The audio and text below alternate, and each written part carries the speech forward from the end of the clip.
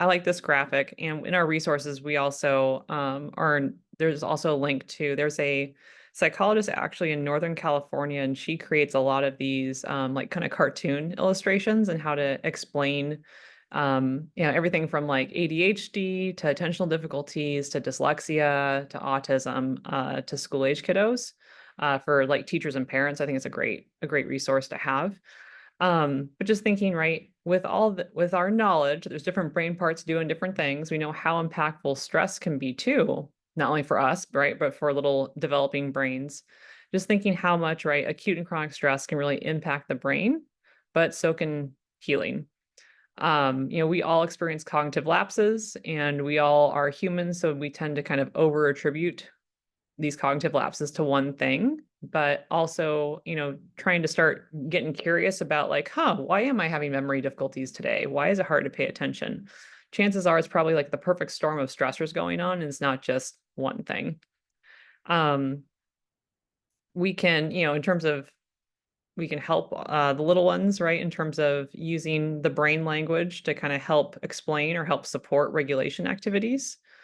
Helping adults in our say in our own lives or children's lives, trying to get curious about why something's happening. And even though kiddos can't necessarily control environments that are happening around them, right? We can definitely support them with skills in their response.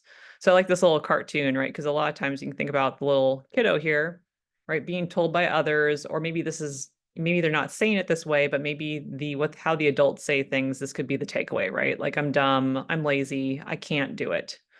Versus right messaging around like, oh, my brain's different, and that's pretty cool. Maybe I have a couple more construction zones. Maybe I need some more tools in that construction zone, or maybe I need some more manpower, right? But trying to kind of focus on, right, what can we do versus what can't we do.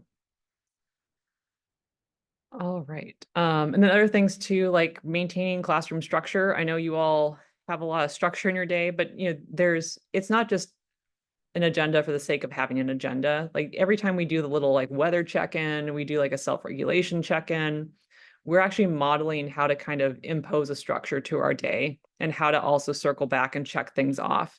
And that's going to be a super important lifelong skill.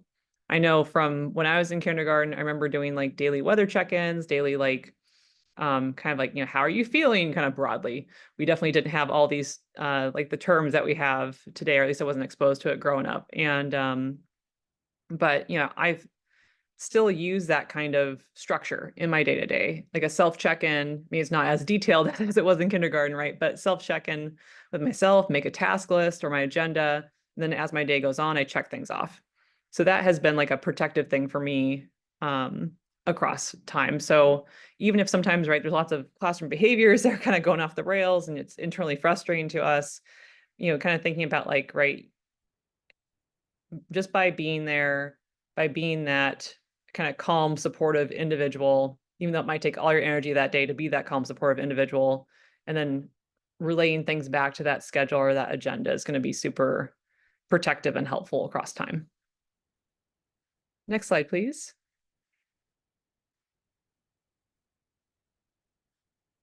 So just again, thinking, right, because of all the construction zones, kids have a much harder time multitasking. And so we just wanted to share some of these ideas, right, with this idea of the construction zone. But from our friends in Coffeyville, they were gracious in letting us share this with you. But just, so their mascot is the NATOs. And so this is a zones of regulation that they use with their kiddos. And so I think with our own mascots or kind of where we are in our areas, this might be a neat way to kind of have it like a school spirit based, check-in, and helping kids kind of using that language with check-ins, right? Or maybe how they're feeling during the day to communicate big feelings, right? And then also too, again, I know we kind of talked about it, but ways to talk to kids and parents, right? Zones of regulations. If we can get parents to also, I know this is easier said than done, kind of help adopt the same type of regulation talk, right? You now have continuity in the classroom and also at home. But also just thinking, being mindful of, right, like, what are kids hearing us tell adults? What are adults telling the kids? And just thinking, right, like, if a kid has a construction zone about attention to that frontal area, maybe someone's going to say he just doesn't pay attention, right? Whereas the kid's perspective might be, this is so boring, because if we have an ADHD brain, you probably think about things a little bit different, and that's pretty cool. You're going to be able to, as a professional, probably make connections that other people can't make about how two things are alike. And at the same time, right, trying to figure out, okay, so this is an area of construction you only like to attend or focus on really, really cool or interesting things, trying to kind of refocus, like, okay, how can we maybe incorporate some of what that kid likes to do with the trade-off of doing some stuff that he doesn't want to do. If someone says, right, oh my gosh, they're so disorganized, right? Maybe even from the kid's perspective, it's really overwhelming. There's too much going on. Maybe if someone says, right, he procrastinates, kid's response might be like, I just get it done. Or right, someone's perspective of like, oh, they can't handle no, right? Maybe from a kid's perspective, it's more of this unfairness or unjustness occurring. So right, there's a lot of different perspectives and ways that we can tailor messaging, tailor language, self-regulation behaviors to the child's interests, and also to maybe language that might map on or might